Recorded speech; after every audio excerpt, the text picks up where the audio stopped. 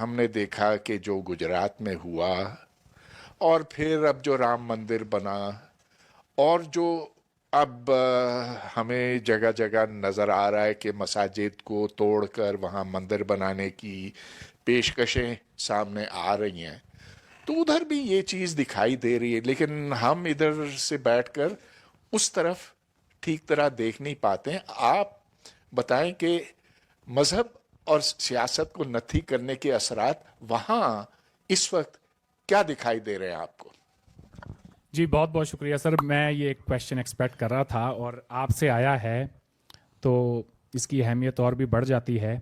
माफ़ करें थोड़ा जवाब लंबा होगा इसका।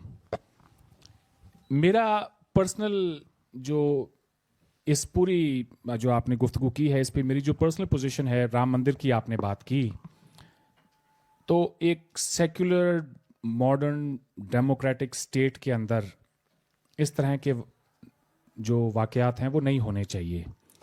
किसी चीज़ का जो मजहबी तशख़्ख़ुस है वो वही होना चाहिए जो कि 1947 15 अगस्त को था। So let me just use the word कि बाबरी मस्जिद की शहादत की गई। इसको मैं यहाँ पे बैठ के कहने को तैयार हूँ, हिंदुस्तान में बैठ के कहने को तैयार हूँ। मेरा एक सवाल है पाकिस्तान के अवाम से कि हिंदुस्तान के अंदर तो चलें, हिंदू मुस्लिम एक बड़ी आबादी है, एक बाबरी मस्जिद तोड़ी गई, उसके रिएक्शन में पाकिस्तान में न जाने सैकड़ों ऐसे मंदिरों को बुलडोज कर दिया गया, तोड़ दिया गया। वहाँ यहाँ तो लोग ही नहीं थे, यहाँ तोड़ने की क्या ज़रूरत थी? हिंदुस्तान के हवाले से मैं ये कहूँगा कि अच्छा होता अगर हमारे मुसलमान ये खुद कहते कि इस मुल्क में ये एक बड़ी आबादी है, हमारे यहाँ इस्लाम आने से पहले भी यहाँ लोग आबाद थे। ये केस जो है कोई हिंदुस्तान के बनने के बाद का नहीं है, अंग्रेज़ की अदालत से चला आ रहा है, बाबरी मस्जिद राम मंदिर का। तो इनका भी एक बिलीफ है हिंदूज़ का। तो एक ये जो गंगा जमुनी तहजीब है, इसके तहत एक ही राम है, एक ही जगह पैदा हो सकते हैं, तो उन्हें मंदिर दे देना चाहिए था। अगर हम इसी बात को एक ऑपोजिट वे में लें, अगर मैं ये पूछूं कि अगर यही बात पाकिस्तान में होती किसी एक मस्जिद को लेके और मंदिर का कोई ऐसा कोई इशू होता, तो ना ही तो मामला 30 साल अदालत में होता, ना ही जज साहब ने फैसला देना था, ताबड़तोड़ फैसला सड़क पर हो जाता और उस पर स्टेट भी नथी उसको कर देता। ये भी मुझे कहने में गुरेज नहीं। लेकिन जिस तरह से सारे जो डेवलपमेंट्स हुए बाबरी मस्जिद को तोड़ने के बाद और फिर बॉम्ब ब्लास्ट हुए और उसके बाद जो कुछ हुआ, उसने कहीं ना कहीं हमारी सोशल फैब्रिक को तबाह कर दिया, और इस हद तक तबाह कर दिया कि हम धीरे धीरे एक दूसरे के ऊपर शक करने लगे। ये नहीं होना चाहिए था। I don't support the destruction of Babri mosque. जिस तरह से हुआ वो नहीं होना चाहिए था। और एट द सेम टाइम मैं ये भी कहूँगा कि एक मेजॉरिटी कम्युनिटी है, उनका भी कोई एक राइट बनता है अपनी कोई रिलीजियस प्लेस को रिक्लेम करने का, जिसको वो आज से नहीं, अंग्रेज़ के ज़माने से नहीं, उससे भी पहले 500 साल से कहते आ रहे हैं कि हमारे मंदिर हुआ करते थे यहाँ पे, जिनको बुलडोज करके उनके ऊपर मसाजिद बनाई गई। ये हिंदुस्तान की खूबसूरती है कि हमारे यहाँ पर मंदिर मस्जिद शाना बशाना आपको हज़ारों की तादाद में मिलेंगे। खालिद महमूद साहब जो वो पीसीबी के एक फॉर्मर चेयरमैन हुआ करते थे, अभी मैं 2-4 रोज़ पहले जब लाहौर में था तो प्रोग्राम स्टार्ट होने से पहले कुरान पाक की तिलावत हुई, तो उन्होंने मुझसे पूछा कि I hope this won't strain India Pakistan relationship, the fact that we have started the programme with the holy books recitation. तो मैंने कहा उनसे कि इस बात का जवाब मैं आपको अभी देता हूँ थोड़ी देर में। तो मैंने कहा जी खालिद महमूद साहब ये कह रहे थे कि कुरान पाक की तिलावत से कहीं हमारे ताल्लुकात ख़राब तो नहीं होंगे, आप माइंड तो नहीं करेंगे एज अ हिंदू? तो मैंने कहा खालिद साहब मैं हिंदुस्तान से आता हूँ, हमारी सुबह अजान से होती है। ये उस मुल्क की अजमत है, उसकी खूबसूरती है कि वहाँ पे किसी को इस बात से फ़र्क नहीं पड़ता कि भाई अजान हो रही है या फिर कोई मंदिर की घंटियाँ बज रही हैं। हम हज़ारों सालों से ऐसे ही रहते आए थे। और मैं आगे भी चल के यही कहूँगा आपके सवाल के जवाब में सर कि I say sir because you I consider you equivalent to guru Dronacharya. बहुत कुछ सीखा है मैंने आपसे। एक हाईएस्ट ऑनर है टीचर के लिए। टीचर चाहे पाकिस्तान में रहता हो, इंडिया में रहता हो, उसके स्टूडेंट्स हर जगह पे होते हैं। उन्हीं में से आप एक हैं। आई don't support this religious fanaticism that we are seeing in our society. It's unfortunate. It's unfortunate और हमें कहीं ना कहीं पे ये देखना होगा कि ये मजहबी तासुब हमें कहाँ लेकर जाएगा। इंसान तो वो है जो कि दूसरे इंसानों के साथ में अगर इस तरह का कोई वाक़या गुजरा हो उससे सबक ले। That's what makes us human beings। हमारे सामने पाकिस्तान की एक बहुत जीती जागती मिसाल है कि जब आप मजहबी तासुबात को उभारते हैं तो उसके रिजल्ट में क्या होता है। तो एक टेस्ट केस के तौर पे इस पूरे सब कॉन्टिनेंट के लोगों के लिए ये तो एक पाकिस्तान मौजूद है, तो हम अगर उस रास्ते पर गामजन हैं तो ये नहीं होना चाहिए। आई डोंट सपोर्ट इट। पर मैं ये भी यहाँ पे पूछना चाहता हूँ, कहना चाहता हूँ लोगों को कि जब इस्लाम के नाम पर आप पाकिस्तान बना रहे थे उस वक्त यही हिंदू जो आज जिसके बारे में बड़ी बातें हो रही हैं, आपने जिसकी निशानदेही की, और यही हिंदू सोसाइटी, एक मेजॉरिटी हिंदू सोसाइटी, हम कहाँ खड़े थे? हमारे लीडर कौन थे? क्या हम किसी आरएसएस के पीछे थे या हिंदू महासभा के पीछे थे? तो इसका जवाब है कि नहीं, ये बिल्कुल गलत है। हम सेक्युलर कांग्रेस के पीछे थे। हमारे लीडर गांधी, नेहरू, आज़ाद, पटेल थे। हमारी किताबों में कभी 65-71 के बारे में बताया नहीं गया। शायद यही वजह है कि मेरे क्लास में पढ़ने वाले मेरे दोस्त मकसूद या अयूब को मैंने कभी शक की नज़र से नहीं देखा, क्योंकि अगर वो चीज़ें पढ़ाई गई होती तो मैं कहता अच्छा तो एक, और वो भी अयूब था। बच्चों के जहन पे बड़ा असर पड़ता। क्यों निकालना चाहते हो? और तुम कोई सोशल रिफॉर्मर नहीं हो, पॉलिटिशियन हो। और दूसरा आपको याद होगा कि एक मोहम्मद जमान एक इस्लामाबाद के जर्नलिस्ट हैं, मैंने आपका और उनका इकट्ठे थे आप मेरे एक शो में, तो उनसे आपने कहा कि मैं ये मानता हूँ जी बाबरी मस्जिद गिराई गई, गलत हुआ। तो महमूद गजनवी ने जो मंदिर गिराया वो सही था या गलत था? अच्छा, ये आपका पॉइंट ऑफ व्यू है। मेरा तो हिंदुस्तान के मुसलमानों से कोई गिला है तो वो इसी बात पे। आई एम सो ग्लैड कि आपने बात कही। एक वाक्य सुनाता हूं आप सबको, बड़ा दिलचस्प है और हो सकता है कि इसमें ही सारी राज की बात है वो इसमें इसी में छुपी हो। हमारे पास ही एक मुसलमानों का गांव है जहां पे मेरा जाना होता है। तो एक दफ़ा यूं बैठे थे हम सारे बड़े बुजुर्ग, और मैंने कहा जी, ये बात आई कि जी बाबरी मस्जिद के साथ को तोड़ना गलत था। तो मैंने कहा जी बिल्कुल गलत था। आई यूज द वर्ड कि बाबरी मस्जिद को शहीद किया गया। अब आप खुश हैं इस बात से? मैं पाकिस्तान में बैठ के कह रहा हूं कि क्या आई होप आपको कम से कम इस बात पे आपको खुशी होगी कि एक बंदा जो है हिंदुस्तान से आया वो ये कह रहा है बाबरी मस्जिद को शहीद किया गया। The key word here is शहीद। मैंने कहा भाई अब सोमनाथ के मंदिर के बारे में आपका क्या ख्याल है? महमूद गजनवी ने जो सोमनाथ के मंदिर को लूटा 17 बार कहा जाता है, although I am not an historian, पर मैंने जो पढ़ा है थोड़ा बहुत आर्टिकल्स में, किताबों में, वो यही है। उसके बारे में क्या आपका क्या ख्याल है? तो नहीं, मैंने ये नहीं पूछा, सॉरी, मैंने ये नहीं पूछा कि मोहम्मद की सोमनाथ के मंदिर को तोड़ा गया उसके बारे में क्या ख्याल है। मैंने सिर्फ ये पूछा महमूद गजनवी के बारे में आपका क्या ख्याल है, ये सवाल था, सॉरी, जिसका जवाब उन्होंने दिया। मैं यहाँ रुकना चाहूँगा, अजान हो रही है। दरअसल मैं हिंदुस्तान से आता हूँ तो हमें ये आदत होती है कि अजान हो रही हो तो हम ज़रा थोड़े रिस्पेक्ट में वेट कर लेते हैं।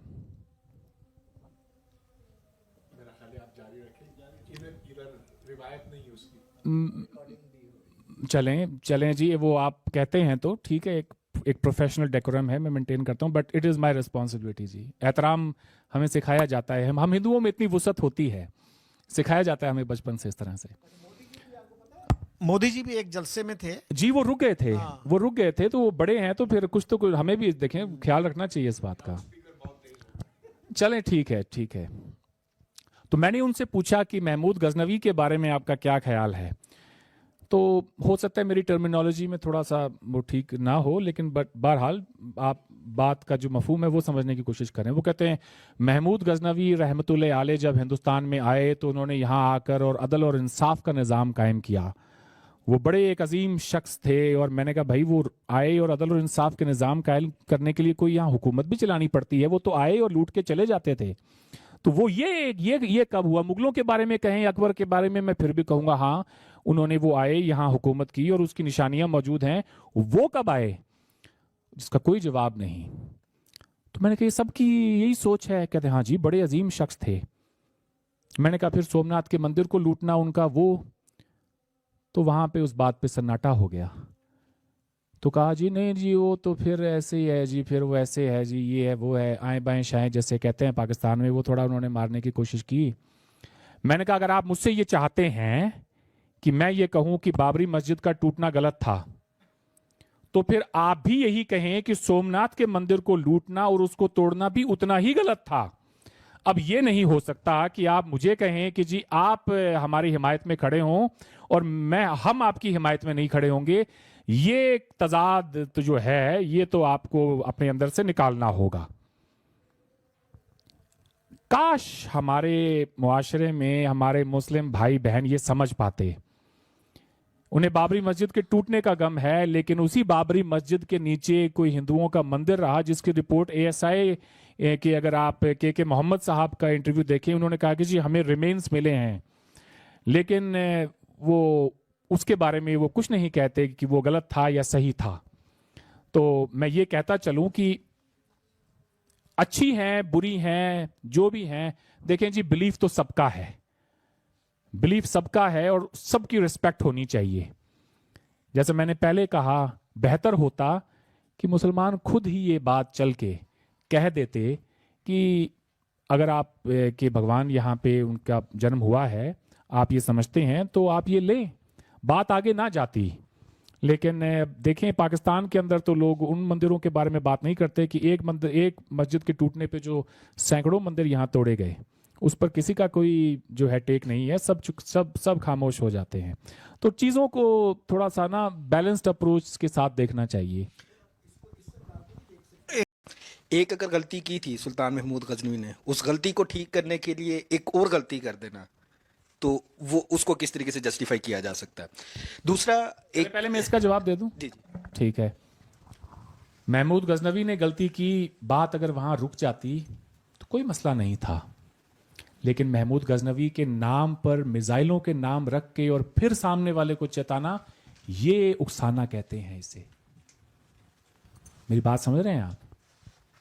इसे उकसाना कहते हैं। इसको वो तमाम वो तारीख के जो जख्म है उनको हरा करना कहते हैं। क्या ताल्लुक है आपका महमूद गजनवी से? क्या लगता है वो आपका? आप ही जवाब दे दें।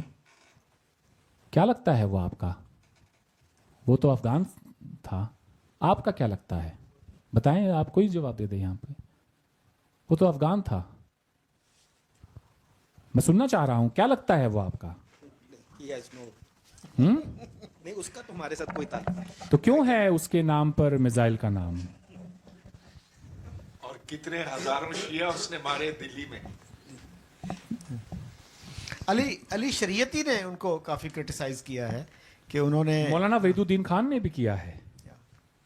लेकिन देखें जी ऐसे लोग बहुत कम हैं। मैं फिर से वाजे कर दूं कि ये आपकी पॉलिसी है, आप जैसे चाहें बनाएं। ये मुल्क आपका है, ये लोग आपके हैं, इस मुल्क की तरक्की आपके हाथों में है। आप जो चाहें मिसाइलों के नाम दें। मुझे एक साहब हैं यहाँ पे, उन्होंने एक प्रोग्राम, शायद आफ्ताब इकबाल से में से सो एक आप ही के साथ प्रोग्राम था, उन्होंने कहा कि हिंदुस्तान ने पृथ्वीराज चौहान के नाम पर पृथ्वी मिसाइल रखी, तो हमने कहा फिर अगर इस तरह से है तो फिर यही सही। That is wrong. Prithvi missile का ताल्लुक पृथ्वीराज चौहान से नहीं है। मैं यहां बता दूं, हम धरती से जुड़े हुए लोग हैं, हमारी मिसाइलों के नाम भी वैसे ही हैं। कोई सागरिका है, कोई अग्नि है, ठीक है। अग्नि का मतलब आग, फायर जो है इसको आप कहते हैं इंग्लिश में अग्नि। हमारी मिसाइलों के नाम इस पर है। पृथ्वी का मतलब है धरती। तो हमारी धरती, एक आकाश हमारी मिसाइल है। तो इनसे ये कोई राजाओं के नाम पर नहीं है जी। हम धरती के से जुड़े हुए लोग हैं, हम अपनी इंस्पिरेशन भी उन्हीं से ही ड्रॉ करते हैं। फायर, ठीक है, वाटर, अर्थ, ठीक है, स्काई, ये मिसाइलों के नाम है हमारे, उनका हिंदी अरविंद नाम साहब, है। हमारा एक अलमिया ये है कि हम अपने तजादात से वाकिफ नहीं हैं। जी हम ऐसा ही है। तजादात में जीते हैं, हमें अपने तजादात का भी इल्म नहीं है। ये हमारा अलमिया है एक। एक हाँ हाँ, आप 10 पूछें सर, मैं बैठा हूँ यहाँ। क्योंकि ये टॉपिक जो वो इंडिया पाकिस्तान पीस, तो इसमें एक ये वाली चीज़ भी थी कि आज की अगर पास जो भी था, जैसे भी था, अच्छा था, बुरा था, आपके बेनिफिट्स थे, हमारे बेनिफिट्स थे, और इस्लामिक और रिलीजियस जो भी थी, आज की करंट सिचुएशन को अगर हम लोग एनालाइज करने की कोशिश करें, being as a big brother India, why don't you get step in for to move forward? ये चैंपियंस ट्रॉफी की जिस तरीके से बात हुई, अगर हमारी टीम आपके मुल्क में जाके खेल सकती है तो इंडियंस क्यों नहीं आके खेल सकते? सार्क कॉन्फ्रेंस अगर होती है तो why don't you come openly trade open करने के लिए? डेफिनेटली यहाँ पे भी रेजिस्टेंस है ट्रेड ओपन करने के लिए। आपने वो जिस तरीके से आम जनता की बात की, आम आवाम की बात की, उसको क्या चाहिए? खाने के लिए रोटी चाहिए, और अगर वो चाहिए तो उसके लिए अगर आपकी तरफ से भी कोई एक दो पॉजिटिव स्टेप्स आए तो डोंट यू थिंक कि ये काम थोड़ा सा आगे की तरफ बढ़ सकता है?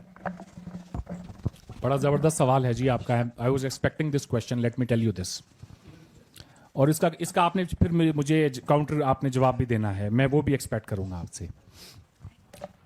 5 अगस्त 2019 को हमने आर्टिकल 370 को एब्रोगेट किया, तो आपने हमारे हाई कमिश्नर को एक्सपेल कर दिया, आपने ट्रेड रोक दी, आपने ट्रेनों का आना जाना, बसों का आना जाना रोक दिया, आपने रोक दिया, हमने नहीं रोका।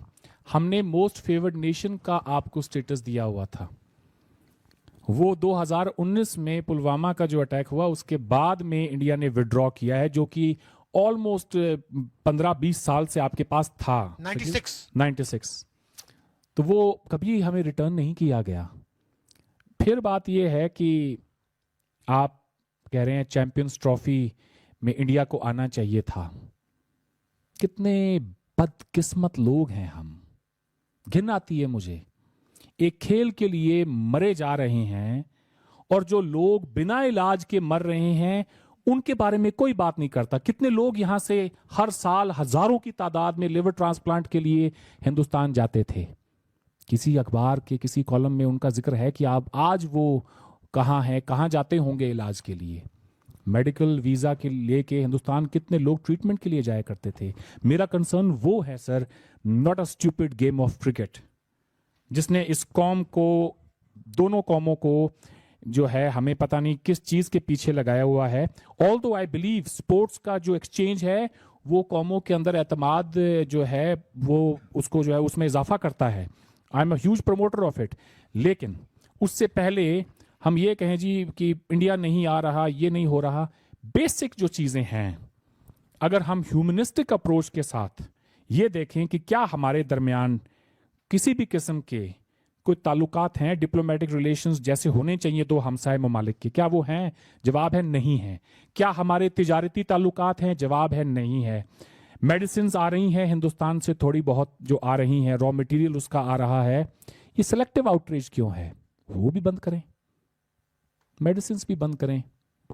ये क्यों है? ये इस तरह से नहीं होना चाहिए। मैं इस बात को यहां पे कहता चलूं कि हमें डिप्लोमेटिक रिलेशंस भी बहाल करने की जरूरत है। आप अभी हमारे एक्सटर्नल अफेयर्स मिनिस्टर से न्यूयॉर्क में ये सवाल पूछा गया था, उन्होंने कहा हमने तो ट्रेड बंद नहीं की। ये हमने तो नहीं किया ना, ये पाकिस्तान का फैसला है। So if they want to open it तो आप इसको, आप अपना कोई प्रपोजल बना के दें। पहले जो वजीर आजम थे यहाँ पे एज अ कॉमर्स मिनिस्टर, वो जो है इस समरी पे साइन कर देते हैं कि हमने इंडिया से ट्रेड करनी है, मामला कैबिनेट में जाता है, वहां हाथ पांव फूल जाते हैं, then he withdraws his own proposal. So you need to have a policy that should prevail over decades, not a year or two. एक पॉलिसी बनाए हिंदुस्तान के मुतालिक। मैं यहां पे दिल पर हाथ रख के ये बात कहता हूं, ऑल्दो मैं रिप्रेजेंटेटिव नहीं हूं इंडियन गवर्नमेंट का या इंडिया के लोगों का, मैं अपनी जाती हैसियत में बात करता हूं, ना ही किसी तंजीम के साथ मुंसलिक हूं। अब ये तो नहीं हो सकता ना कि एक इंडिविजुअल अपनी सोच ही जो है वो ही उस पर ही कोई जो है कदगन लगा दे और सोचना ही बंद कर दे। Doesn't work like that. मेरा अपना पर्सनल ओपिनियन ये है कि एक सिंसियरिटी यहां से अगर होगी तो उसको रेसिप्रोकेट किया जाएगा। इन जो पहले के जितने भी एक्सपीरियंसेस हैं, अगर उन्हीं को बार बार रिपीट किया जाएगा, I don't think will get anywhere. एक थोड़ा सा इजाफा कर दूं, बात बड़ी लंबी है हिंदुस्तान में। देखिए जी, मेरे जैसे लोगों को बड़ा कम मौका मिलता है यहाँ बैठ के बात करने